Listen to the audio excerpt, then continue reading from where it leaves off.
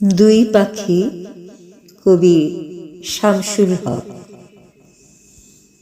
দুটি পাখি মুখোমুখি বসে আছে দুজনে কুজনে কাননে, নিরভিমান নিঃশব্দ নিরজনে আশার ভুবনে, শব্দহীন বর্ণহীন অজানা কোন সে ভাষা চয়নে, নয়নে নয়নে উদাসী হাওয়ায় যেন পরখ করিতে চায়, কি বলিয়া ভাঙিবে নীরবতা, কোন সে মধুর বচনে কানে কানে শিউলি মালতী যুথি তারা সবে মালা গাঁথি বাঁধিতে চায় অটুট বন্ধনে, পরাণে পরাণে পরাণে পরাণে।